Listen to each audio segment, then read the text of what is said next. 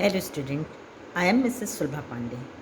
आज हम हिंदी की दूसरी बुक हमारी, जिसको हिंदी की पूरक पाठ्य पुस्तक या सप्लीमेंट्री रीडर भी बोल सकते हैं, उसे पढ़ेंगे। इसका नाम है भारत की खोज। इंग्लिश में है द डिस्कवरी ऑफ इंडिया। आपने जीके में कई बार पढ़ा है। The writer is Pandit Jawaharlal Nehru, जो कि हमारे देश के प्रथम प्रधानमंत्री थे। उन्होंने ये बुक लिखी है, और ये जो बुक है उन्होंने अहमदनगर जेल में लिखी है। अहमदनगर के किले में जब वो जेल में थे, जेल में इसलिए थे, सभी को मालूम है, वो स्वतंत्रता सेनानी थे भारत को आज़ाद कराने के लिए। जैसे बहुत से लोगों ने जेल की कई बार यात्राएं की, वैसे नेहरू जी ने भी की थी। तो उस समय ये इस बुक को वो लिखे थे। तो ये 1944 में सितंबर से लेकर अप्रैल से लेकर सितंबर तक के उन्होंने ये बुक लिखी थी।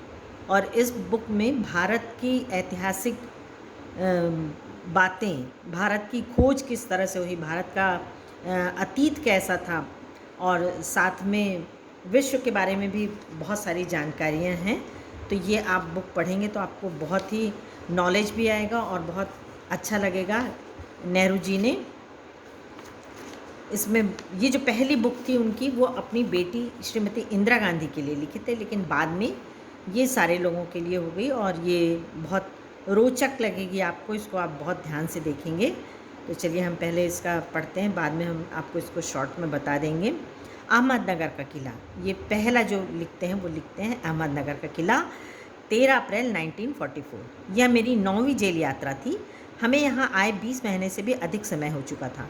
जब हम यहाँ पहुँचे तो अंधियारे आकाश में झिलमिलाते दूज के चांद ने हमारा स्वागत किया। शुक्ल पक्ष शुरू हो चुका था। तब से हर बार जब नया चांद उगता है तो मुझे जैसे याद दिला जाता है कि मेरे कारावास का 1 महीना और बीत गया। चांद मेरे बंदी जीवन का स्थायी सहचर रहा है। वही मुझे इस बात की याद दिलाता है कि अंधेरे के बाद उजाला होता है। बहुत अच्छी लाइन लिखी है नेहरू जी ने कि वो जब जेल में थे तो उनको कितना समय हो गया था, 20 महीने। 12 महीने में तो 1 साल होता है, तो 1 साल और 8 महीने उनको हो चुका था। और दूज का चांद किसको कहते हैं?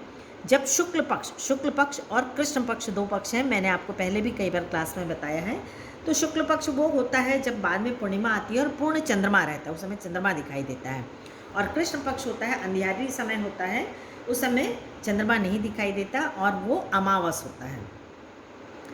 तो नेहरू जी कहते हैं कि जब चंद्रमा उनको दिखाई देता है तो उनको समझ में आ जाता है कि हाँ, अब वो 1 महीना हो गया। वहाँ पर कोई ऐसा कैलेंडर या उस समय ऐसा मोबाइल या कुछ तो रहता नहीं था कि जिससे वो ये पता लगाएं कि अभी क्या चल रहा है। और उनका वो अपने जेल के साथी किसको बताते हैं? चांद को बताते हैं।